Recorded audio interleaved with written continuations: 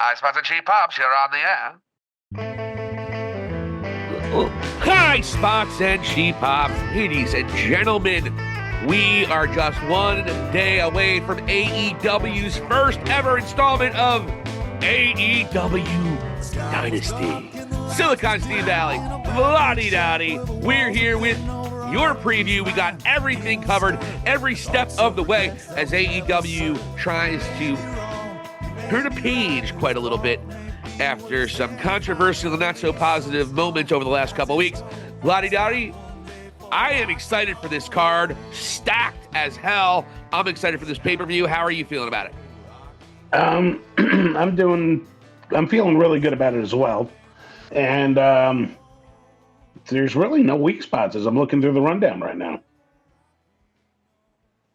So That's a positive sign for sure. And you have arguably two of the top 3 or 4 workers in the world right now, Bryan Danielson, Will Ospreay, one-on-one. And again, Will Ospreay, that's when they say we're the best wrestle, they're talking about that kind of matchup. Bryan Danielson, Will Ospreay. It does not get any better than that, bell to bell. I don't care what anyone says. If you like technical wrestling that looks real and is just two guys at the top of their game, you're not going to get much better than this particular match. I'm not sure if it's going to be the main event. I'm assuming it'll be Swerve and Samoa Joe, but this is going to be quite a great card. I'm looking forward to it. And you also got Okada and Pac. Also have the Bucks and FTR. I mean, this is banger after banger after banger. This should be one of the best matches in terms of in-ring stuff we've seen in a while. Best pay-per-views. I think you're absolutely right. So this should be a good one to watch for sure. So should we begin? So without any further ado, you want your AEW preview? Because, folks, the one thing I've got to talk about before we get crazy, at what point are we done competing for the purple nurple after I took the purple nurple from you at WrestleMania using Sami Zayn's blood, sweat, and tears over your boy Gunther? When are we going? Are we going to SummerSlam? Maybe a little too quickly? Or do you want to go, hey, look, or do you just want to go to, say, Money in the Bank? Do you want to go to Double or Nothing? Up to you, Vladi. I'm going to let the dealer, I'm going to let you make the call. What pay-per-view do you want to go up to? What about Backlash? Just want to do 1 and 2? Sure. Just be arbitrary about it. Such a benevolent champion, Vladi Dottie. You want to do 2? You want to do 2 pay-per-views? That's fine with me. Let me think it over. No. We got to make the decision right here, right now, sir. It's going to be Backlash, Double or Nothing, or Money in the Bank. Take your pick. Right now, before we go any further with our picks, make a decision now before we see our picks. Don't be a staller. Don't be a carpetbagger. Don't be a filibusterer. Make the call now. I'm letting you choose, Vladi Dottie. Make the decision now for all the high poppers. Well, truth is, we're just doing this per quarter, right? True. And then some reason, arbitrarily, which I'll be honest with you, I don't know if it was ever agreed on, we went to WrestleMania for some reason for one weekend. And there's a chance I forgot. I'll put that on the table. But I personally don't ever remember like saying, yeah, I remember questioning, well, why? So I'm okay with you having that belt behind you. However, I'm just saying that's why I'm sort of wondering when it should be. And I'm thinking we'll just keep it as it was. And I'll say this. You have the video of like us doing the picks previous. So we didn't discuss it in pre-production. And you let off the show. And I'm going to tell you exactly what I was thinking when you brought up the purple nurple being online. In pre-production, we had that whole thing with the tag team, with the 6 tag team ladder match. Is it one tag team winner? Is it a second? And we spent time, and that kind of dragged. And when we started the show, I was ready to start the show, and then all of a sudden it's like purple nurple's on the line, and I'm like, I actually thought to myself, I'm like, do I really want to debate this, or do I just want to get into this and do it now? And I'm just being honest with you. So it's your title. You're the champ. I'm not debating it, but I'm just telling you where I'm coming from. It's okay. I did mention it a couple times during that particular broadcast, and we did agree to it, and it's all good. But I think, which is why, frankly, Vladi, before we even start, we should have a definitive answer, a definitive conversation. So there's no more controversy. So you can't taint my championship win that Sami Zayn dug deep down like Rocky Balboa in the city of Philadelphia and took out your boy Gunther. No. You're trying to taint my victory. That's fine. But that's why we need to have a distinct know when we are going to go till. Well, it's funny that you say I'm trying to taint your victory because I've renamed that stupid belt. It's now the purple perineum.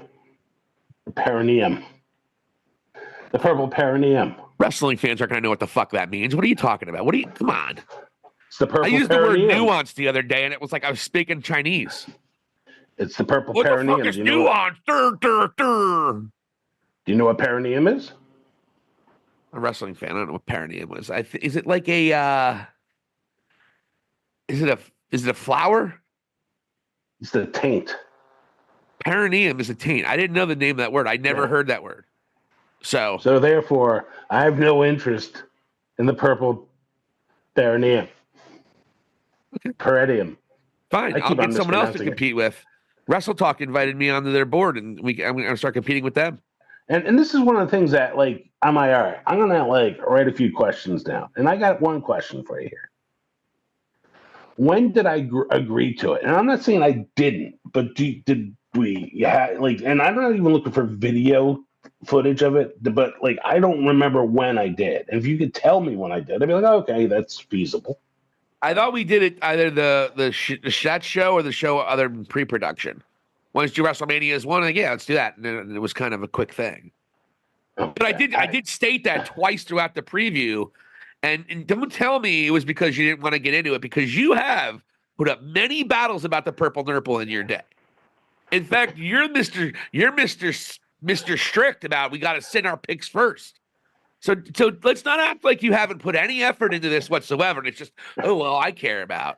And knowing this, you even brought up, like, hey, I could have changed my thing. And I'm like, no. I even said, go with it. You got to stick to it. Yeah. And I'm just saying to you my perspective of how that happened. And again, I'm not disputing it, but there's definitely an asterisk. It's fine. I'll just go out and beat you this time around too. It doesn't matter to me. Okay. So should we go a quarter as we once did, and when would that be? What would be? I'm going to let you pick. The problem with the quarter thing is what we usually did it is by AEW pay-per-views, but they've added like 4 or 5 pay-per-views since then. So that's the problem. AEW, Tony Khan once again booking everything, fucking our whole show up. Good job, Tony. Asshole. He's very selfish in that way. Jesus Christ. The worst owner ever. Just kidding. I think he gets a bad rap. Oh, my God. He's a good person. He's a terrible boss, but he's a good person. Fair? I don't know him as a person. Everyone even CM Punk, who buried him, was like, he's a nice guy, though. Complete clown and a douchebag. He's not a real boss, but he's a nice guy. Fucking jerk off. He might have been talking about Tony when he said he couldn't even manage a fucking target. He very well might have been. And because even in his mind, like, it's okay, Tony, we're all learning here. Like, he was like, not even looking at him in the eye, like, it's okay, Tony, we're all learning here. Like, he's like, you're learning on the job, you're nasty, you don't know what you're doing. We're all learning, Tony. Yeah. We're all learning. He just, oh my God. He was like, he walked into that company, like, this is my company now. Fuck off. Barely there a year, it's my company. But I digress. No reason to go into CM Punk anymore. There's no reason. He's going to have a nice, great feud. He'll probably have a loser leaves town match with Drew McIntyre if McIntyre doesn't sign that contract soon. No, he's going to sign. You would think. 100%. But Becky, Seth, and Drew, none of them have re-signed yet, which is interesting. They're gonna drive up the price And because Daddy Warbucks over there is just handing death dollars like they're going out of style. And so they're going to use that against WWE, and it's a genius thing. They're like the first class to like really test these free agent boundaries, and it's a good one. Scott Hall said you either can make friends in this business or you can make money. When you have a baby girl at home, that schedule looks a lot nicer. I think all three go back to WWE. You would think, because of everything that all three have meant to WWE, Drew McIntyre, Becky Lynch, Seth Rollins, you would think. But again, when you have a 3 or a 4-year-old at home, you know this better than it is, just as well as anyone. In fact, you have recited this to me yourself. You're never going to regret spending more time with your children as they're growing up. And being on the road 300 days a year for either Becky or Seth, I don't think there's any way both of them can do it. One of them are going to have a relegated contract. And how much money is WWE going to shell out, A? And B, are they going to be apt to give Becky Lynch a special contract opposed to a Rhea Ripley? Is Becky Lynch only going to have to be able to do 100 days a year?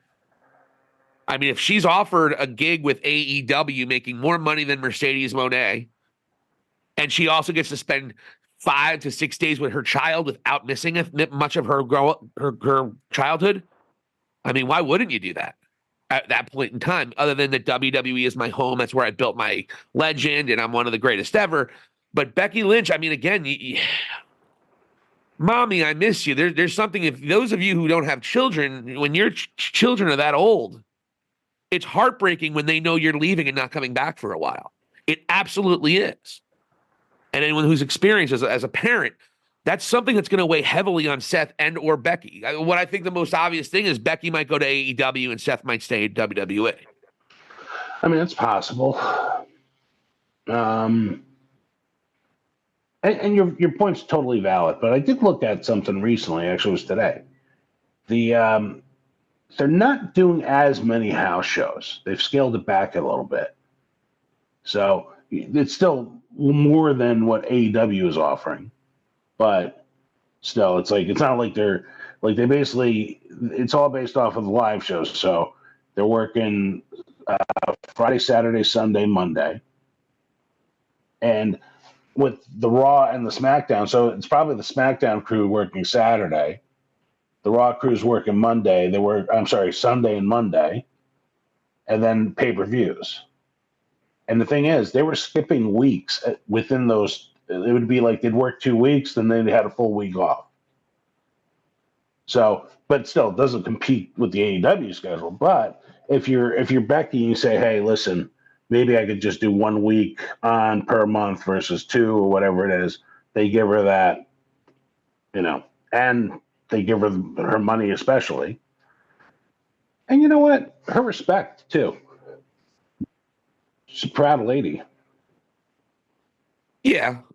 But again, we know what Mercedes Moné, what she's getting roughly. She's probably getting more than Okada.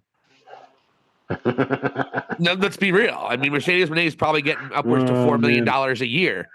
Becky, you seeing these promos? Are you seeing these promos? Oh, she's terrible. Look. Hey, look, here's the reality. Sasha Banks / Mercedes Moné has been overrated since day one. She has been. She was never, nobody thought, other than the AEW gatekeepers who love everybody from WWE when they sign, but they hate them when they're there. Right. Just like a WWE guy makes fun of AEW for getting Jay White or Okada, but they're all excited about Tama Tonga. Like, who's Jay White? Who's Okada? They suck. Nobody ever heard of them. Ooh, we got Tama Tonga. He was a strong champion in New Japan. Like, it's one of those things. So you're always going to put a certain spin on it, whether if you're one of the tribalists. But other than tribalists who love AEW, and Sasha Banks fans, who there's not that many of them as much as we would think. Other than that, nobody really thought Sasha was going to pay off the money that Tony paid her. But Becky's going to be looking like, if that bitch get that shit, what am I going to get? So it's definitely something that's going to help drive the price up. And I think that was one of the impetus of Triple H's comments a week and a half ago, 2 weeks ago. If they're afraid of the grind, I don't want them. Well, fuck, man. If you got a kid at home, I'm not. Becky has grinded. Seth Rollins has grinded. If Drew winds up leaving, he's grinded too. These people already grinded. They've sacrificed everything for this business and the company. If they can get a lighter schedule, you can't blame them to do what's best for their family. Yeah, no, I agree. I mean, it's business, and we'll see what happens. It ain't show friends, motherfucker. So anyway, Vladi Dottie, let's get into Dynasty. I'm really excited about this card. I cannot wait. So what are we going to go to? Backlash, or do you want to go to make it official? Backlash? No. Let's go. Let's go like a quarter, which would be, I don't know. Say All in Wembley. Is that a quarter? It's like 4.5. It's almost 5 months. It's almost fine. Fine with me. I thought you want to do All in Wembley? That's fine. Wait. Have a lot of pay-per-views. But no, is it in August or is it in July? I thought it was in July. It's late August. All in. Late August. Okay. What's the one previous to it? For AEW, I think it's Forbidden Door in June, and then we also have Money in the Bank, and we also have SummerSlam in between All In and right now. So there'd be a lot of pay-per-views. So we'd have Dynasty, Backlash, Money in the Bank, SummerSlam, Forbidden Door, and Double or Nothing. So that's 6 pay-per-views if we go to All In, at least. All right, so what's the 4th pay-per-view from here? So we're going to have Backlash. We're going to have Dynasty, Backlash. Would it be Double or... Oh, wait, there's a Clash at the Castle. Isn't there a Clash at the Castle, too? Yeah. It might be Clash at the Castle. It's either Double or Nothing or Clash at the Castle. One of those two. So let's base it off the AEW event. All right. We're going to Double or Nothing. We'll have 3 pay-per-views to do it. You'll have 3 pay-per-views to get my Purple Nurple back. And Vladi, you're going to lose again because karma is coming after you. And hell's coming with her. Hey, folks, just so you know, we are not going to air the Dynasty preview in this segment just because, hey, it happened a day ago. We recorded it the day of the show. So that is available right on our YouTube page if you want to go back and check it out. Vladi Dottie went undefeated as Samoa Joe obviously wins. As Samoa Joe obviously drops his world championship to Swerve. So Vladi Dottie is up by 1 match going into it. But we had a bunch more to add here on the show. Check it out. Hope you guys enjoy. Anyway, WWE seems to be in a little bit of a holding pattern after WrestleMania. A lot of things starting to take a little bit of shape. Obviously, the bloodline looks like Solo seems to be, and we could get into the bloodline a little bit, then we can kind of wrap it up. Solo seems to be the guy calling all the shots now. As you mentioned, he's kind of bossing Paul Heyman around. Paul Heyman is actually the baby face in this. You had the crowd chanting, "We want Roman," during the show tonight. The question is, Tama Tonga last week said, by orders of the tribal chief, is the tribal chief Solo Sikoa, or is the tribal chief The Rock? Lottie Dottie, what do you think? It's definitely The Rock, in my opinion, calling the shots here. But yeah, like what was the other name that The Rock was going by besides the Final Boss in terms of the not the tribal chief, but he was going by something else, wasn't he? The High Chief. I don't remember him referring to himself as a High Chief. His grandfather was a High Chief. Yeah, it was during the press conference. It might not have been High Chief, but it was something along those lines. So, like, they were during the WrestleMania press conference. So, going back to that. So, he sort of gave himself, like, a little title. And then keep in mind, when any time that The Rock went and put the number 1 up for the bloodline, there was always the L involved as well. Or, so he was always undermining it. And we picked up on it, too. Like, Solo was getting frustrated with this whole situation throughout. And I feel like he'd be the one that The Rock could play and then add someone like Tama Tonga, add someone like Jacob Fatu, And then Roman returns, and he's got Jimmy and Jay.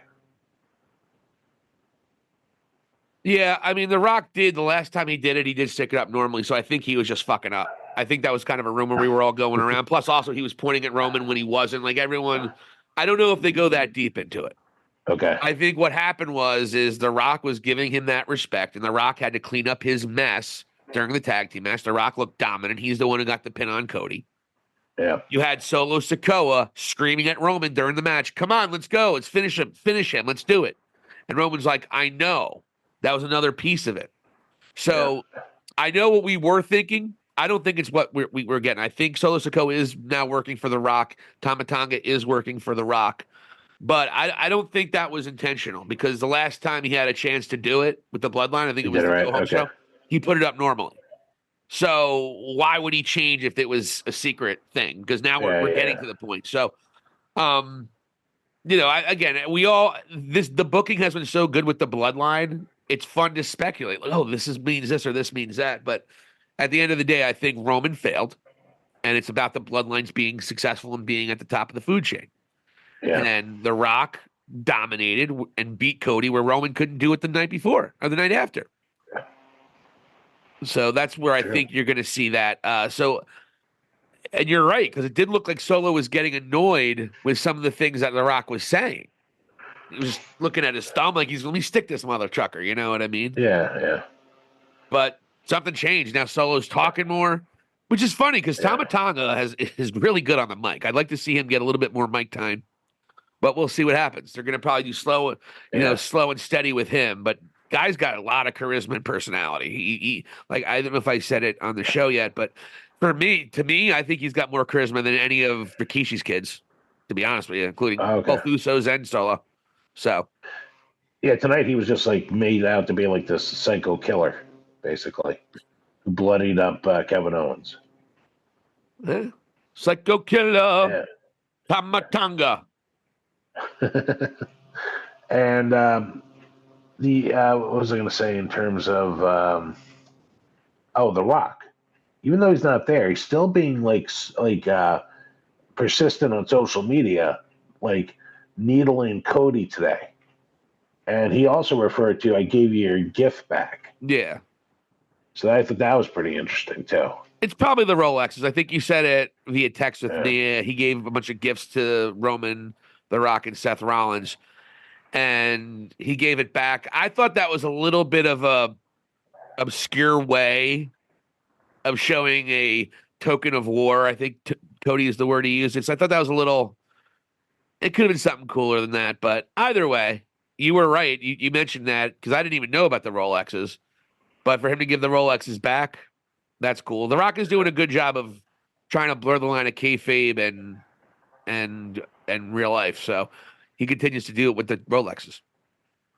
Yeah, and this is like one of the things that you and I had discussed. Where like he has the opportunity, even if he's working on movies. Okay, what does he have to do? He just has to send out like 2 or 3 messages, like on a day of like a Raw or a SmackDown, and he's in. All of a sudden he's in the conversation once again. It's genius. Yeah, and his promos, those are great. Those when he takes 5 to 20 minutes, depending on the promo, he lays it all out. So again, a lot of exciting things happening in WWE, but it looks like we have to get to the draft first. There's always this lull after WrestleMania, and quite frankly, the episodes after WrestleMania the last couple of years have really been weak in comparison to what we used to get back in the day. They really have been. I haven't really been moved by any WWE programming since WrestleMania, to be honest with you. Again, it's a lull. So the titles are great looking, though. Both tag team titles are 10 times better than those toys, those blue and red, idiotic, shitty titles that McMahon had going on. Really like what Triple H has done with the championships overall. So there you see the new tag titles, which kind of a throwback to the OG ones. With during the golden age. Yeah. Those are great. I love those. Those are my favorite tag titles. Yeah. And again, like when the presentation happened with these titles, we were talking about in pre-production, Triple H is pretty much walking on water from gorilla position out to the ring. The fans are in love with him. It's amazing to see. because they know how terrible Vince was. And it was the dark ages. The last decade and a half, Vince had the pencil. He was a disaster. Yeah. An absolute unmitigated disaster. Vince wasted so much time and so much talent over that decade and a half. Fuck Vince McMahon. And now we can say it without worrying about any backlash because now everyone hates him because he poops on girls. It's part of it. It's definitely part of it. Apparently, it's not out of the realm of possibility that he's going to start up his own wrestling company. Come on. What the hell's going to work for him now? I guess anyone didn't want money, but... How about that interview process with this new company? How long have you been a wrestler? Got this idea for a young lady. You're going to be a paralegal. Bark like a dog. Bark like a big dog. Yeah. Jerk off. I mean, my God, man. Can you imagine if he started to try to start one? Tell you what, a lot of people would ease off on Tony Khan. Tony Khan is praying for Vince McMahon to come back into the wrestling business. Well, he's like, people take some of the heat off him. People loved me when Vince was in the business. Now everyone hates my guts and thinks I'm a clown. He's Booker of the Year when Vince is there. Now that Triple H is running WWE. Meltzer doesn't even take his calls anymore. You think CM Punk goes back to WWE if Vince is 100% in control and things are the same? No way. CM Punk would have wound up getting along with everybody at AEW. Once he went back to WWE and saw everything was changed and Triple H is a good guy, kissed his ring. All right, how can I get fired? Let me beat up the smallest wrestler on the roster. Oh, my God. While he's fixing his hair. Cheap shot. It was a cheap shot. Come on. It was not. Oh, Guy's please. fixing his... First of all, CM Punk is a scrawny fuck himself, but he's like twice the size of Jack Perry. And Jack Perry was literally fixing his hair when Punk threw the punch. Or the push, whatever it was. The push to the face. And the thing is, when he's telling him to, like...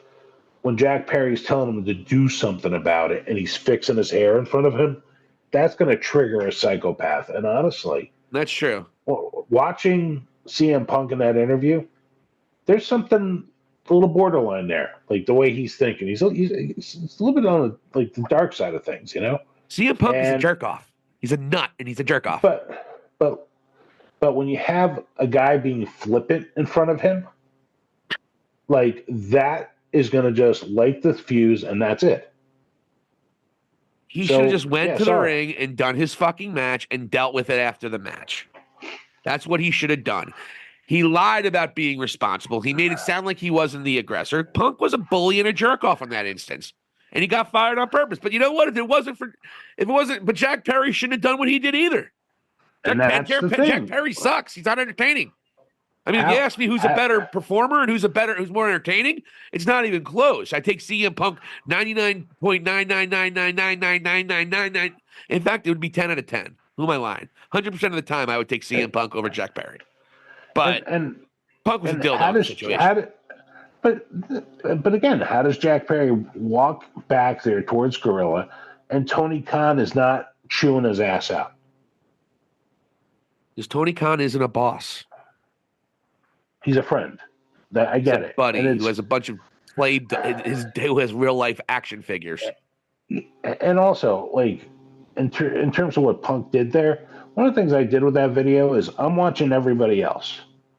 And honestly, those guys know violence. They're all pretty calm around and amongst them. So it's calm. And then the little douchebag says something that he can't back up. And he got snatched. And he's lucky that's all that happened. Sorry, man. But that's watching him. Dude, Malachi Black is walking back there with a cup of coffee. He's like, hey, man, what's going on? Like, it's like Samoa Joe just goes and grabs Jungle Jerk off. And that's it. Punk walks off after yelling at Tony Khan. Yeah, I saw it. So, and everybody's pretty much calm up until right when it happens. Until Punk gets physical. There was no reason to get physical there. but Punk's a whack job. But no, Punk wanted to get fired. He knew exactly what he was doing. He poked the bear with Hangman in a promo after it went off air. He poked the bear with the Bucks when he first came back. He wanted out of AEW. He pleaded with Tony Khan, let me go. Let me go. He pleaded with Tony Khan after he went back to WWE, by the way. But let me go. Please, just let me go, Tony. No, we're going to put you on Saturday night. It's not going to work. Let me go. It's not going to work because I'm going to make sure it doesn't fucking work. I want to get fired, and I'm going to do everything I can to get fired. Like I said, if it wasn't for Jack, if it wasn't Jack Perry, it would have been something else. Punk, when he is not content, is not a joy to be around, and he will do whatever it takes, especially when he knows the grass is going to be greener on the other side after we went back and stroked off Triple H back in April last year. And again, the way you talk about this, let me ask you this: if I put you in Punk's boots, and you got into a fight with the EVPs at Brawl Out, in which you tore your tricep, in which you had to sign an NDA, and then you basically had to go and pay for all your own medical expenses, which isn't usually the way injuries are handled at AEW. Tony Khan didn't say that happened, though. He denied that report today. Oh, he didn't deny it. He said, I have to look into it. He's not even aware of it. So with that being said, if he never mind. And he's like sort of shuffling, like sort of like pushing it off. And you know what that tells me? They didn't pay for it because Punk has the receipts. He doesn't share a bank account with his mother. Okay. So basically, you have a situation where he's coming back off an injury because of EVPs not acting professionally and injuring him. And now he's going to come back and, I'm going to be the big old team player. Like, dude, like, okay, we'll give you your own show. And then I'm going to say this too about Tony Schiavone, by the way. All right. Tony Schiavone, who was almost the epicenter of this whole fucking thing between Jungle Boy and Punk. Right. This is sort of agreed upon. They show that video and then they cut to the announce table, and Schiavone has a certain look on. And a lot of people called him out like, oh, my God, it's almost like the finger poke of doom. And, they used the Vince Russo like promo with Hogan. I've seen a couple of people like split that with a meme. Bash at the Beach, 2000, yeah. Yeah, that one actually. And then I saw the interview that Schiavone did, and he was like, and I think you posted it, right? Yeah. And I'm like, I'm watching him, and I got to say, I personally think, and I know he doesn't care about my opinion, made that abundantly clear, but I personally think he's full of shit because there's something that he does that I've complained to you about ad nauseum. He's the one announcer when, and I'm going to throw three names at you: Adam Cole, Don Callis, and MJF during most of his career. They're all three are heels. And all three of them, when they come out and Schiavone's there, Schiavone is just calling them the worst names and just like almost berating them while they're talking. And it's as if he's having some sort of weird conversation with them during the broadcast. And he's trying to sway the crowd to hate these heels. They come back, and here the EVPs are supposed to be the utmost of heels at this moment. And he's quiet. Doesn't say a word. He's not like, oh my God, these guys are disgusting. Nothing. But he's going to play it off. No. I was looking to go and get into what they were trying to do there. No, Tony, I don't buy it. Sorry. He was very convincing. I mean, it wasn't just a little split it. He went off for about 3 or 4 minutes about how, no offense, but people who are assuming he thinks something that they don't, and they're all idiots and whatever. He absolutely... Yeah.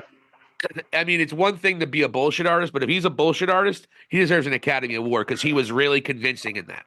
He really was. And he went on to say, he didn't just say that that's not what he was feeling. He went on to say, I was at WCW. None of these idiots were. I was there and I was here. It's not the same thing. It's not even close. He was adamant about it. So I beg to differ with you there. I'm going to take his word for it because to me, he didn't seem like he was bullshitting to me. Now, maybe in that moment, maybe he was bullshitting about that.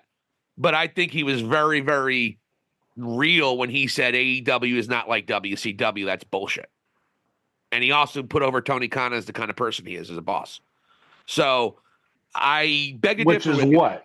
Yeah, which because is he went. what? I mean, he really went over the top with AEW not being like WCW. It wasn't just like a little split it and hey, everyone just and try to chill that shit out. He But went off well, passionately. but well, yeah, but when you tell me he went and put Tony Khan over as a boss, this is the same Tony Khan that went and named him as a producer.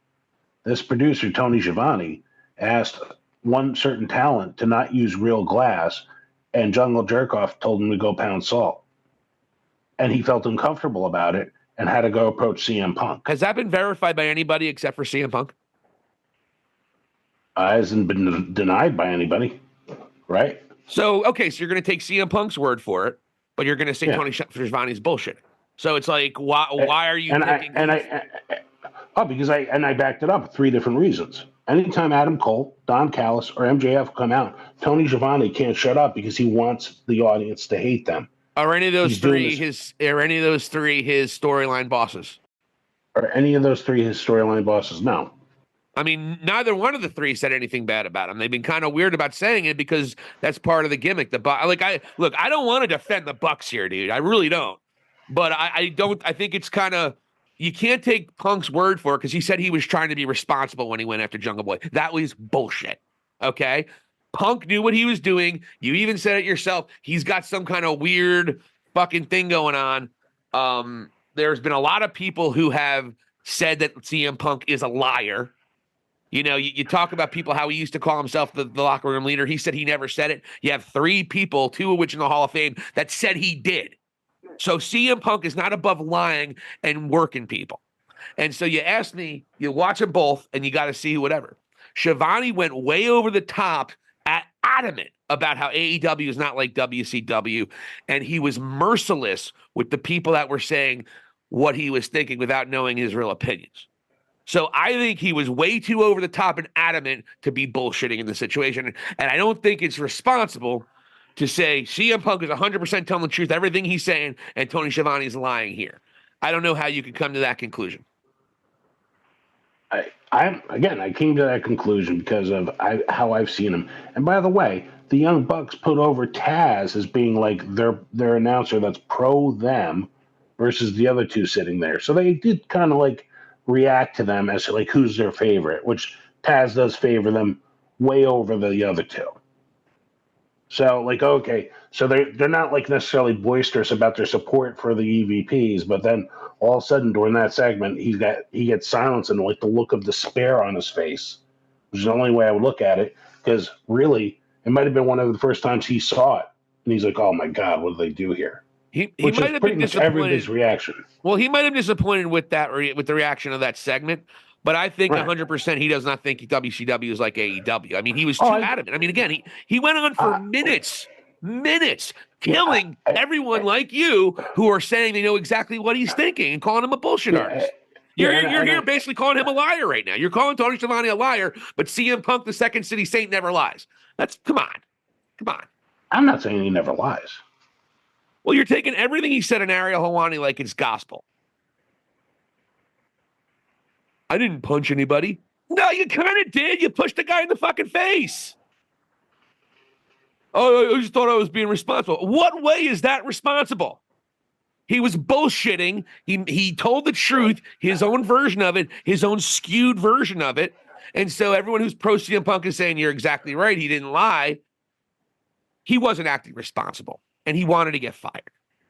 Period. And I'm not going to take everything he said to heart. I'm really not. Because he even said in that interview, he was trying to say, when he said the counterfeit Bucks comment, he said it wasn't about the Bucks, just what people talk it. And they take it that way. That's that they take it. That's how they take it. Vladi, did he not do that on purpose? I think he was being clever there. Well, he came out and said he didn't mean the Bucks. He's a liar when he wants to be a liar. That's who CM Punk is. And he could call it working, and he doesn't care. He could call it working the crowd, and you call it working the audience all you want. But the guy is a bullshit artist. And he sees things his way, and he somehow, in his narcissistic manner, is able to manipulate the truth to make him even believe it. Was Jack Perry cursing out Tony Schiavone? I can't see Jack Perry cursing out Tony Schiavone. I can't. But we're going to believe CM Punk after Schiavone when it comes out, and Schiavone has a less reason to lie than anybody. He doesn't give a shit. He's going to retire soon. He doesn't care. And I really believed him when he said he does not care. And he also talked about the footage. He's like, I didn't care about the footage. It was whatever. I didn't care. I don't care about the footage.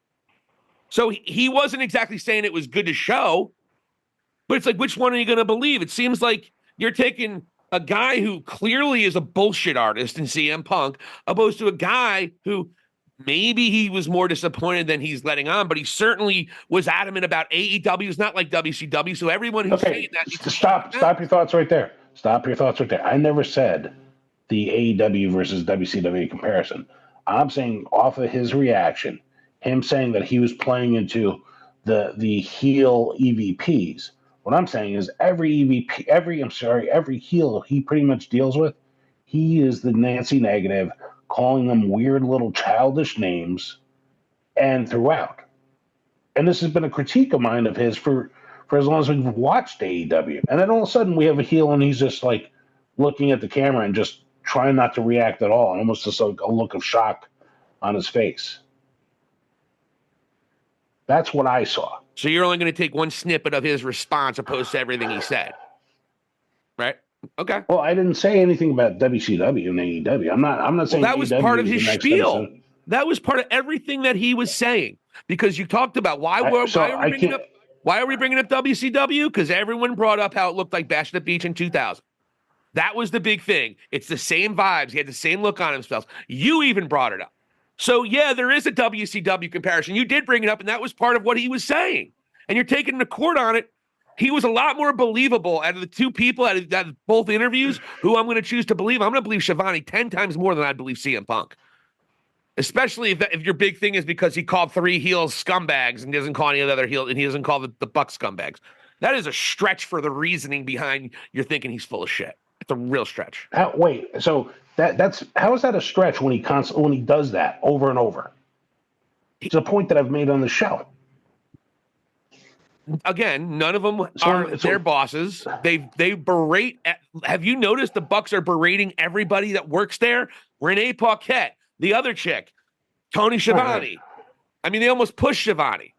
And he said, you got to show us respect or you're fired. It's part of who they are. It's part of that storyline. Now, again, I'm choosing to believe Tony Schiavone in a 4 or 5 minute spiel. I listened to the entire thing. I believed him a hell of a lot more than Mr. I was acting responsible. Sorry. I mean, in terms of the Mr. I was acting responsible thing, what caught you off? Well, what caught you off guard about what happened and what you saw there? What was responsible of going to a talent right before your match in the biggest wrestling show outside of WWE of all time, getting in his face, and then throwing the first physical part of the altercation? What is responsible about that? I thought I was being responsible. He thought he was handling a situation as professionally as he could at that moment. Wow. If he thinks that was the most responsible thing, then CM Punk is a fucking derelict. Is he? Walking up to somebody's face and then starting a physical altercation with them is the most responsible thing he could do? Come on. What's he do for a living? Christ. The AEW gatekeepers are going to be loving me now. What's he do for a living? Is he a professional wrestler? Yesterday in the news. He's a tax auditor. Right. So there's an air of physicality and violence in what he does, right? Yesterday in the news, Chicago Bulls are coming back after a loss on their team bus. There's a fight and altercation between Jimmy Butler and Tyler Hero. Okay. So athletes, same team, are getting into it. Okay. How many times do we hear this in the NFL? Shit goes down in the locker room. There's a disagreement. This happens with sports. So let's stop acting like this is some sort of Warner Brothers board of directors meeting, and this is what's going on, and he was being unprofessional. Did anyone ever say who started a fight that they were being responsible? The word is responsible that Punk used. He used the word I thought I was being responsible. No, he didn't. You have to be a fucking nut to believe that. He went up to the guy's face right after his match, right before his match, and he started a physical altercation. That's not responsible. It was him getting fired on purpose. And only a CM Punk sycophant would think otherwise. And as that sycophant, I would say as soon as the words "Cry Me a River" were spoken into that camera, I would say to myself, the fight is going to happen. Okay. That doesn't mean CM Punk was that, responsible. Look, I'm not defending Jungle Jack Perry, nor the Young Bucks, nor Tony Khan on their part. I never have. But to sit there and say that CM Punk was this poor guy just trying to be responsible and just couldn't get things done is a joke. It's bullshit.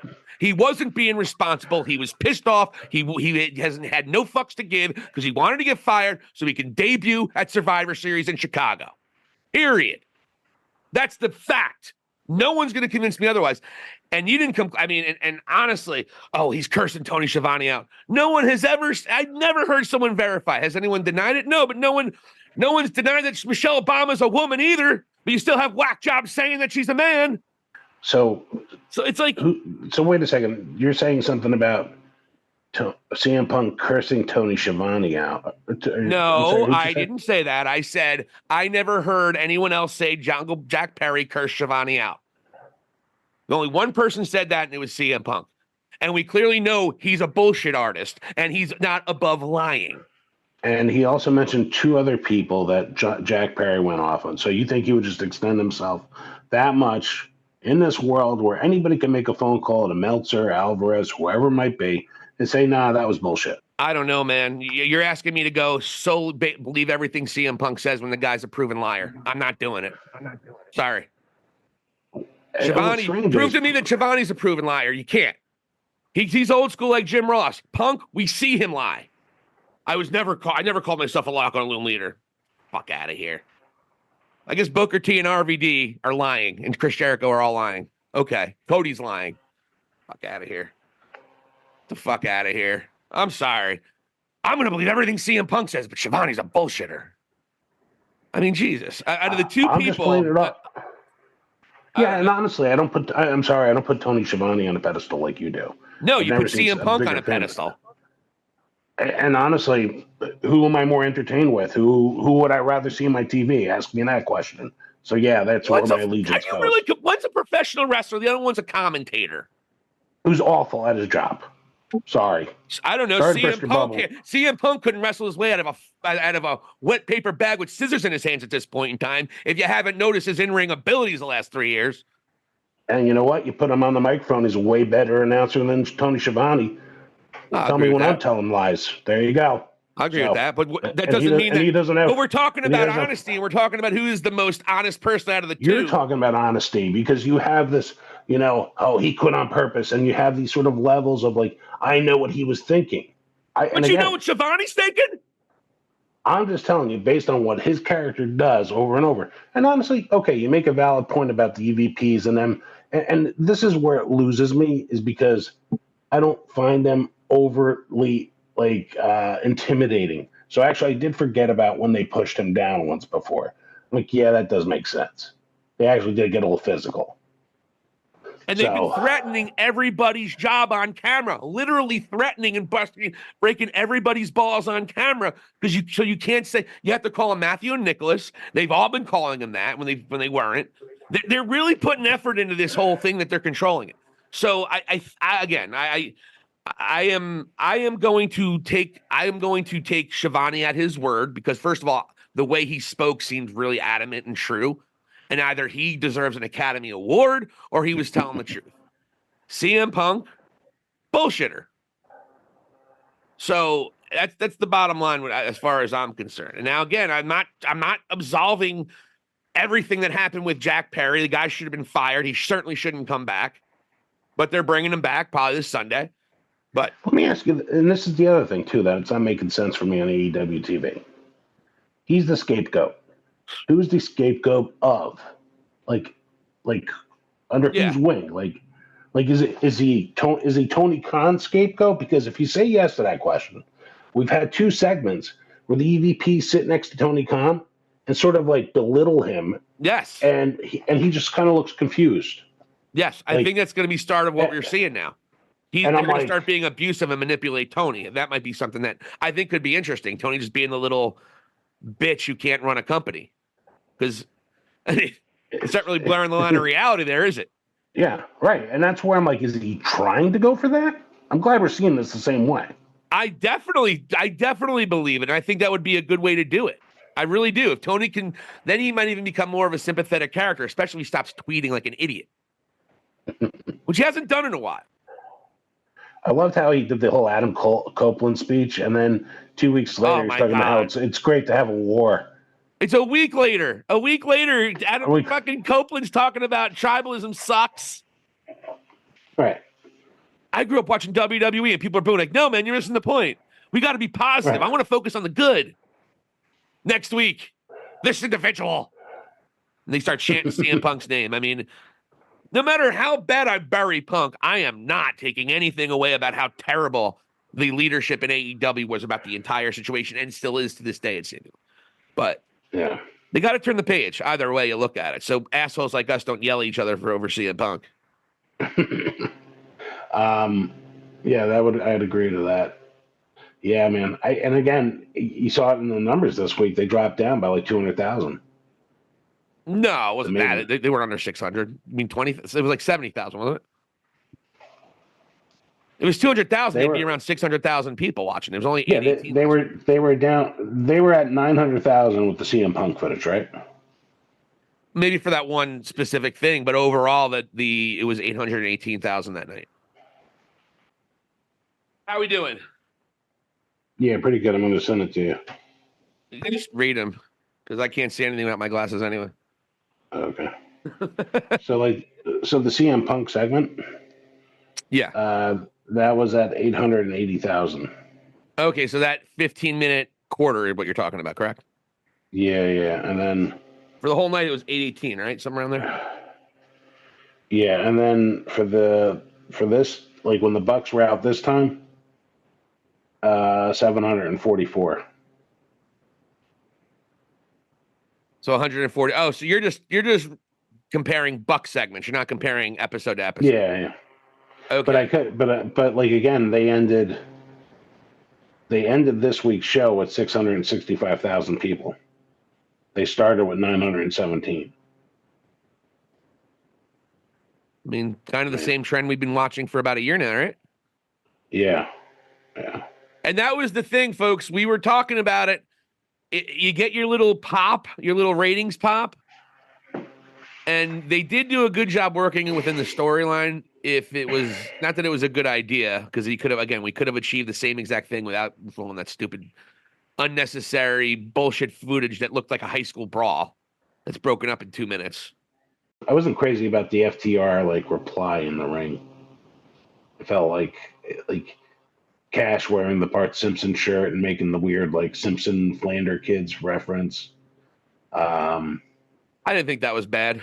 I like calling them Rod and Todd Flanders because they're hardcore Christians. I mean, he's not the best orator. No. And I was I'm like, I don't know. It was just I don't know. It was because there were so few people there physically. He didn't know how to get fired up and which side to look at or whatever. But Collision I think the Dynamite had a pretty good showing. Collisions have been bad, but I think that last Dynamite had a decent amount of people, didn't it? Gate wise. Yeah, actually, you know what? I'll say this, man. The crowd in Indianapolis was awesome.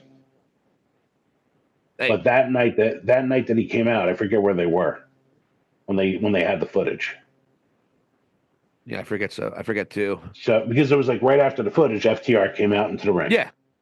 And then I don't know how sold out they were, or what crowd that was, or what town they were in. Again, the crowd was annoyed because it was stupid, and they're chanting CM Punk. I mean, FTR was put in a terrible position. You don't want you're the baby faces. You want them chanting your name. You don't want them chanting your friend's name, who's on Monday Night Raw. So it was a really tough position for FTR to be in. I mean, it was a bad segment to go into. I mean, maybe you have it might have been better if FTR waited after a commercial and then came out, but having it right afterward, the crowd is still like, "What the?" And again, FTR is explaining how I feel about it. Are we still on this? Do we still need to talk about CM Punk? Yeah. So it's a bad look. I didn't hate it. I didn't hate that. I just feel like FTR is in a bad spot because all their momentum is gone, and they had CM Punk's name being chanted during their promo. Yeah. I don't think that was the desired outcome that they were hoping for. Oh no, and that's the thing. You get your little ratings pop, but if it pisses a bunch of people off, they're not going to give your show a shot again. Yeah. And the question is now: are they going to be over 800,000 again, or are they going to be under 700,000 next? And I said this. I don't know if it was on our show or a Moment in the Valley. The direction they're going, if they keep on this bullshit that they pulled last week, they're going to be under 700,000. NXT is going to be beating them consistently in the ratings. It's coming if they don't improve. Yeah. And also, their fans need to be a lot nicer. Their fans online are terrible half the time. Just terrible. It's unbearable. The AEW gatekeepers are completely unbearable. Yeah. They like hold on to like every thread of that company in terms of they do no wrong. And, you know, it's over our heads to think otherwise. The best was when last week they were trying to explain what the Bucks were doing with the storyline and the footage. You don't get what they're trying to do, bro, Mark. You dumb E-drone, Mark. I'm like, no, I get it. I think I get it. Yeah. Thank you. I get it. And you didn't need the footage. You didn't need to embarrass yourself and have your crowd chants for a superstar on another company's from another company. I get what they tried to do. And by the way, they worked the storyline really well. It was really well done. But again, you didn't need to show the footage and embarrass yourself and make the announcement that they're showing the footage. It was just a disaster. And again, if the ratings don't stay up, then it backfired. And that's what we were saying. And when you and me and a bunch and tens of thousands of people, if not hundreds of thousands of people online were saying that it backfired, and AEW gatekeepers like, no, it didn't. No, it didn't. It didn't backfire. Meltzer's saying it backfired. And Meltzer, who just wants to give AEW a 5-star match just for showing up, especially if it's in Tokyo Dome. Yeah. Wrestle Talk, the most unbiased people on the cover wrestling. The one dude, Ollie Davis, said it was the worst episode of AEW television he's ever seen. It was like an SCU throwback. This is the worst show I've ever been to. You might not get the SCU reference because they were heels before AEW was in existence, and they were funny. Wow. Was that on some piece of shit called BTE? It wasn't a piece of shit when they were doing it. Cody Rhodes was on it, and he was breathtaking. Joey Ryan with his large dick. Hangman with his even slightly larger dick. Oh, wow. Hilarity ensued. Tell me more about Joey Ryan, please. He was killed by Hangman Adam Page because of dick envy. But Joey Ryan rose from the dead with a bunch of cock druids after Hangman's match with Joey Janela at All In, and the cock druids took Hangman to the abyss of cocks. Breathtaking indeed. That's what you call long-term storytelling, bud. Wow. Joey Ryan and Marty Scurll on the island of canceled. What was the deal with Scurll? I don't want to get into it. There was, and I don't know all the details, but there were rumors of sexual assault, and he was he was in Ring of Honor, and he was best friends with the Bucks. So there's got to be something to it because he's been exercised, and he was really, really, really good friends with everybody that was in all elite wrestling. Scurll would have went with them, but he was under contract to Ring of Honor for another year or so. So I'm not too familiar with his work, but I knew he was part of the group, right? Yeah. Like if you take whatever you just described to me out of the equation entirely, where would you see him on the show? Say if he was on Dynamite at this point. He would be a much more entertaining Roderick Strong. Okay. He would be that kind of guy. Feuding with Orange Cassidy. Wasn't a big guy. He was small. British style, really good mat technician. Okay.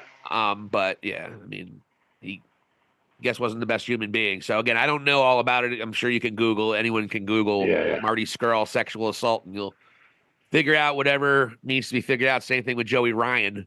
but they were both major parts of being the Elite in 2016, 2017, 2018. Skrull actually joined the Bullet Club when they excommunicated Adam Cole to WWE. And then, of course, they killed Adam Cole off at being the Elite. They poisoned him with an energy drink. That was Wow. long-term storytelling, buddy. And then he came back years later and like nothing happened. They didn't even had no recollection of where he had been. I mean, it just destroyed his career and everything. But yeah. So being the Elite was great, man. I'm telling you, being the Elite when Cody and Marty were there consistently with the Bucks and SCU and all them, that really was a big part of why AEW came into fruition, because the popularity of being the Elite, including all the independent shows that they were at. So yeah, it wasn't for being the Elite, AEW doesn't happen. I'm positive of that. With or without Tony Khan. Oh no, you need Tony Khan too. You needed everybody. You needed Kenny, not as much, but you needed Bucks, you needed Kenny, you certainly needed Cody, you needed Tony Khan. You needed everybody to start AEW that was part of that equation. Everybody played an integral part in it. I mean, All In happened before, and Tony Khan was there, and he's like, "Hey, what do you guys want to do?" And Tony and his dad said, "Hey, if he's gonna blow some money, might as well blow some before I die." He literally said that. Wow. He said that he didn't think. Folks. But by the way, AEW is valued as the number 3 combat sports company on the planet, or at least in the United States, after the UFC and WWE. So right, AEW, it might not be all doom and gloom financially with them. I've heard a lot of positives lately. But I still want a TV deal. They got a lot of money backing them, so as long as that faucet is open, they're okay. Yeah, and marks like us doesn't really matter what we say. No. Not at all. What is this all for then? I don't know. Man, that was fun. Got a little spicy with that CM Punk conversation. Yeah. That is the one part where we almost get mad at each other when we talk about CM Punk, when we argue, when we debate CM Punk. Well, yeah, it does get that way. And part of it too is like you're looking at certain things for sure, and then I'm looking at other things, and we don't meet in the middle at all here. Like I love watching that video and just seeing how calm everybody is otherwise until it happens. It really wasn't that big of a deal in retrospect. No. I think Jack Perry should have been fired because he sucks, not because he said that on TV. I think he should have been suspended, and Punk should have been suspended. I don't think you just fire him and let him go, but clearly most of the roster are enough people, including Bryan Danielson, enough people wanted Punk on at that point in time. And I think it was because Punk quit. I mean, Punk essentially quit, he said, too. Didn't he? Said, I quit? Oh, yeah. But then they fired him with just cause, so then he was able to collect unemployment. More importantly, he was able to sign with a certain Stanford-based company and show up at the Survivor Series in Chicago. Yeah. Shit, there was something else I was going to mention just now. Vladi, did you check out the latest Montreal Screwjob moment in the Valley? I didn't get a chance to watch that yet, but I saw your other moment of Valley. I'll tell you what. I don't think Shawn Michaels fans are going to like me too much if they listen to it. I mean, you've been more than awesome in terms of his critiques, and been really personable, and you just have tons of admiration for the gentleman. I would listen to it. I have a very good theory, a little bit of a conspiracy theory, but my theory I think makes the most sense. And fuck Shawn Michaels, so there's that. Oh man. Shit. So what did you got going on? What else do we have going on? Yeah, I'm trying to think of anything else that we touched on the Bloodline. We touched on CM Punk and Jack Perry. Oh, here's the thing I was going to say. I got the perfect idea to go and rehab Jungle Jerk off here. His image, his career, everything. See it here now. He joins the EVPs. As the scapegoat, the EVPs still kind of use him almost as like a whipping boy. He takes the jobs, right? He basically loses on their behalf quite a bit, right? Someone's got it. Point, right. So as this is going on, he's building up like a little bit of like, like the crowd is starting to feel a little sympathetic towards him. Then all of a sudden, at some opportune moment, the scapegoat turns on the EVPs, costs them whatever. Rebirth of Jungle Boy joins up with Kill Switch. Yeah. And basically the Jungle, what was it? The Jungle Express reunites. Jurassic Express. Yeah, whatever they're called. Oh, Jesus Christ. Because he went and got those trademarks for a reason. Oh, I forgot about that. Yeah. Forgot all about that. So the scapegoat should be treated as one. It might be what they do. I mean, they need a heater. I guess Okada could be your heater. But they could use somebody else. What's interesting is we thought what would have been a better deal is if they were part of the Adam Cole thing. That faction would have been 10 times better than the Undisputed Era 3.0, whatever the hell they're doing. Yeah. You could have Jungle Boy, Jack Perry, the Bucks, Adam Cole, and throw Wardlow in there if you really want, or throw somebody else in there. That could have been the faction. It certainly would have been a bigger hit on the people that turned on MJF. Imagine the heat they'd have if MJF came back to feud with all of them. Adam Cole, Jungle Boy, and the Bucks. I mean, that writes itself. Now you have to worry about MJF with this abyss of mid-card that he's got to feud with when he comes back, and fucking Mr. Potter from It's a Wonderful Life. Yeah. It'd be a lot better if he was coming back to feud with the EVPs who are getting great heat now, and they're doing it. Again, they're entertaining. I know they were down 140,000 from the previous week of their segments, but I think they've been a lot more entertaining than they have been. And it would have been a lot better. But again, again, we're getting to the point now with Tony Khan is that when, like I can't sit there and tell you I can book a better show than Triple H. I feel like you and I, or either one of us, could book a better show than Vince McMahon in the last decade, by and large. And I think we could book a better show than Tony Khan.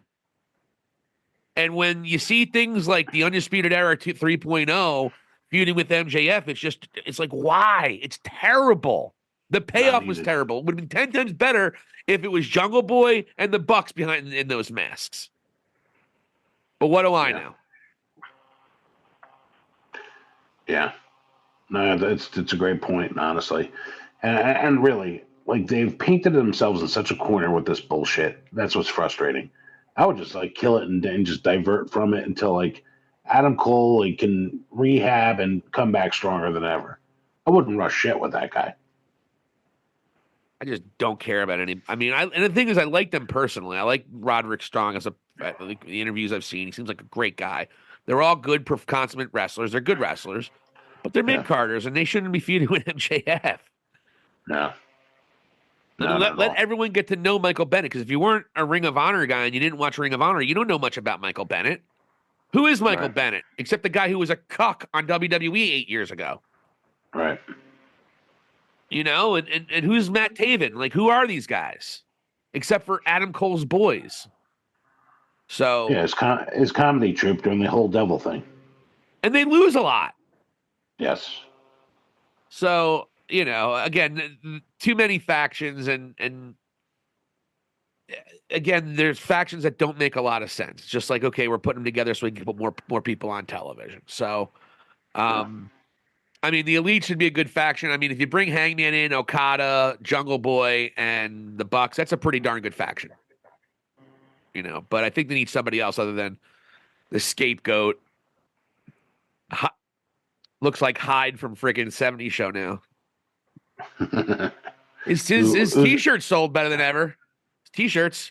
I mean, that's what matters. I mean, you bring up T-shirts quite a bit. Merchandise sales. I mean, let's see how it is after 1 week. I agree with you. We'll see. So far, the ratings the ratings did exactly what we thought it was going to do. We were like, well, they're going to be under 800,000 again. Sure enough. What'd they finish with total that night? Do you remember? I think it was 650. No. Total, like the whole night. Oh, the whole night? I'm not sure. That's what because it's weird to go segment to segment, week to week. It's like, It could be different times, different lead-ins, different commercials, breaks, and things like that. So I'd rather just see from week to Yeah, week. I just have the quarter-hour breakdown, not the total. Okay. So All right. Well, whatever. I know. I think it was 750,000. I think I saw. So again, you're under 800,000, which has been predominantly the case for a long time now. And I don't know if that gets you a really banging new television contract. But Tony Khan sounds really, really optimistic today on the media scrum previewing Dynasty. So Tony Khan sounds really, really excited about their possibilities of streaming. A lot of people are saying it might be HBO Max might be the way they go. Again, it depends on how much money they're going to. I mean, I don't know. If money's not an issue and they want to keep on sinking money into it, by all means, but you want to have a really good filled live audience that adds to your show. And if you're not on TV every week, you won't. You would think the gates would continue to decrease. like that Indianapolis crowd, I was like, man, they should try to get there every 8 weeks or so. That crowd was hot for them, man. When they go to major cities, it's usually a very loud crowd. It's when they go to these B cities like Allentown, PA. Yeah. I'm going to be there live, Audie. Allentown, their AEW is going to have Collision and Rampage right down the street from my house in Allentown, Pennsylvania. So Silicon Steve Valley. I'll be there saying hi to all the fans. When is that happening? June 20th. June 20th. Literally right down the street from. You should come out. It's right down the street from my house. What if the gatekeepers call us fat? Like you end? Yeah, and more. What about our opinions, man? You cracked the code there, pal. And you're a virgin. That was pretty obvious too, right? Indie niche virgin dork.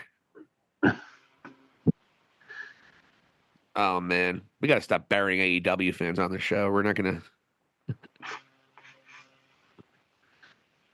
Every once in a while, I see we lose 3 subscribers when we have usually me, when we have a real opinionated, a real vicious opinion about something.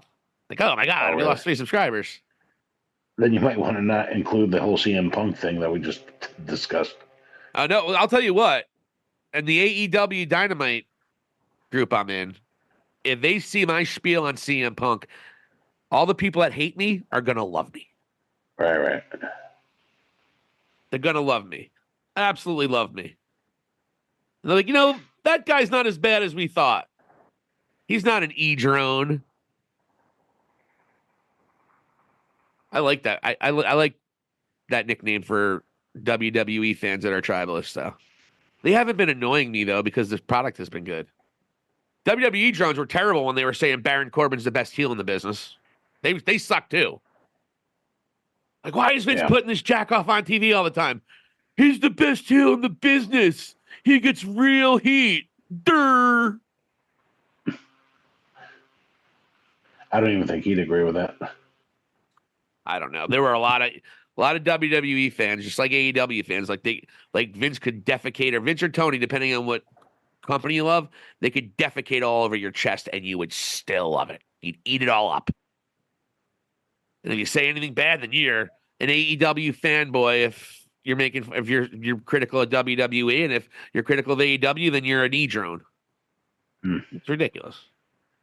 Damned if you do, damned if you don't. So polarizing. Like, why are wrestling fans and they none of them can think out? A lot of them can't even think outside of the box. And I don't know if I'm going to include this, but because who wants to hear about arguments on fucking Facebook? Yeah. But a guy today you'll say something and then they'll take a piece of your conversation and take it to an extreme level and be like, oh, so you're saying this. So I said, for the record, I'm not sure if AEW continues to lose $30 million a year if they can stay in business more than a few more years. That's all I said. The guy turns around and says, oh, so you don't think that mom and pop shops and small theaters and breweries and other businesses that might not be banging, thriving, you're saying that none of those businesses can succeed? Like he was bringing up like mom and pop diners and local movie theaters and things like that. You're saying that they can't succeed? Who said anything about any of those things? Like I didn't say anything about any of it. That's crazy.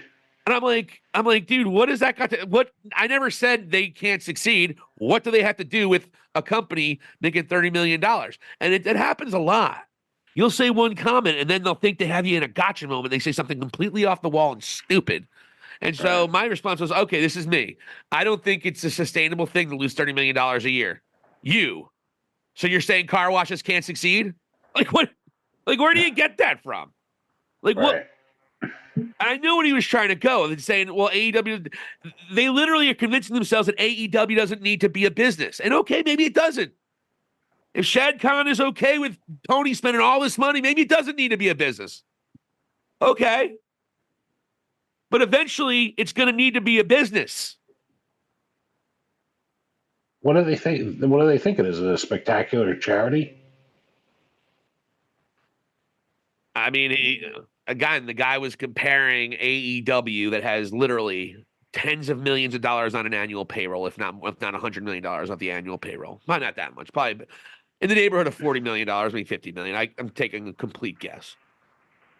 That's not the same thing as a couple of guys opening up a local brewery. Okay, it's not the same thing of someone opening up a new film house. It's not the same thing as opening up a mom and pop coffee shop. It's not the same thing, and they make these weird comparisons that are completely off the wall. And it's like a wrestling fan can't think two-dimensionally. These people, these cult members of AEW, the AEW gatekeepers, it's like they can't think outside of the box, and they do these crazy mental gymnastics. It's beyond me. It's beyond me. It's scary how some of these people think. It's nuts. Yeah, it's a turnoff, man. I gotta say, I like egging them on a little bit, like like playing devil's advocate with you. Some of the shit that you're putting out there in terms of like Jericho, and be like, oh, I want to see you do a lion salt, and then people like it. I'm like, you guys are idiots. And Jericho's the best part about it because about 3 or 4 weeks ago, I mentioned that Jericho sucks, and like I got killed on AEW. It's an AEW Dynamite group on Facebook. Got killed for it. Well, Jericho keeps on sucking and keeps on breaking the Hook momentum. And I even said, well, what are you guys going to say when he breaks Hook's momentum? This doesn't go anywhere and it sucks. It's not going to suck. He's helped all the people that he's helped everybody. Da, da, da, da, da. And now what do we see? What do we see, AEW gatekeepers? Jericho sucks now. And now most of you know it, and at least you're acknowledging it. But it's okay. You don't have to say that I was right, you gatekeepers. You don't have to tell me that I was right, but I was right. And now we all know that I was right, and you were wrong. Dopes. And you know what? Like looking at the comments of the Jericho segment on the AEW like Facebook page and even Instagram page, man, the comments were like 80-90% negative. Yeah. It's crazy. The gatekeepers are running out of places. And the funny part is, Vladi, most of the people who called me out didn't say a word. They kept their mouths shut. Yeah. And one guy was still arguing with me, and I forget his name, but he was arguing with me from like a week or two ago about Jericho. And then he's like saying how great Jericho is, but he says, I know Jericho sucks now, but well, that's my point. I know how great Jericho is. He might be a top 10 all time. We get it. You and I loved Chris Jericho since his days in ECW. So we're not trying to kill Jericho just because we don't like Jericho. But we got to call it down the middle. That's what we do on this show. Unless you like CM Punk, then you're fucking weird. Unless you, and again, unless you have this conspiracy of him getting fired on purpose and it involved complacency by the Young Bucks, by Jack Perry, by Tony Khan not paying his medical bills. These little things, Don't forget screwing his transportation up in England. Yeah, he had to take the tube. I'm with you. I never said that I never said you were wrong about Jack Perry or the Bucks or Tony Khan about it. Just wrong about CM Punk. But to go and say that he got fired on purpose, all those factors are involved in him wanting to get fired on purpose. I mean, he wanted to get fired prior. Before he came back, he was telling Tony to get I don't want to go back into it. We're just going to rehash it. I'm making a great assumption there. Yes. I don't know for sure if he got fired on purpose. I think he did. Yes, though. Or I think he didn't give a shit if he did, so he acted any way he wanted. Put it that way. He was like, okay, great. I'm going to go to my own show. All right, day 2 of the show. What? Jack Perry wants to break glass and he's not listening to anybody? Great. That is stupid, too. It's a rental car. Like, you're going to really break a rental car? That's not cool.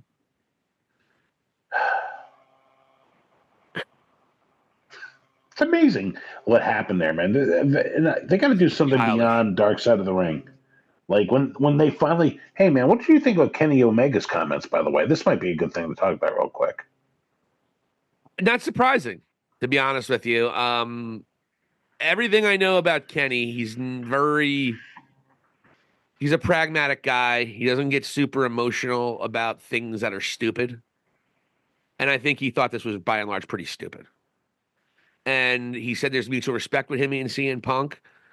And, I thought, I don't know if it was telling, because it's not like he threw anybody under the bus, but he was very political. And that was kind of what I would expect from Kenny. He's not one to stir the controversy unless he really feels strongly about something. But he also said something along the lines that he understood, like, people getting in fights in these situations. Like, even talking about brawl out. But, yeah, so it's like, I'm like, man, and again, it's not like he took one side over the other, but he definitely wasn't necessarily leaning towards his buddy's side of things. Like, oh no, like, it was handled in a certain way that needed to be that way, blah, blah, blah. It was none of that. Yeah. I was like, wow. I almost feel like he left the door open for those two to work in WWE together. I mean, again, I don't see that definitely not. I don't see that not happening. It depends on what Kenny's situation is, but yeah. I think Kenny. I mean, the video game was a bomb, and he was in charge of that. She's been in charge of the women's division for most of the run. So Kenny, in terms of behind the scenes guy, maybe he hasn't been hitting home runs. So maybe he's not a great EVP, but I don't think the Bucks are either. At least Kenny has a brain in his head, and he's a fair-minded cat. And he's such a kind soul too. Kenny Omega is a great human being. Everything I know about the guy. And I like how the priority was Larry the dog. That was a beautiful sentiment. Yeah, and the thing is too is like, but I still got the feeling like if it came down to it, and Punk was still there, and it was just his decision, I think he would have sat down across the table and they would have figured out a way how to make this work in front of the cameras. 100%. Yeah, and that's the difference.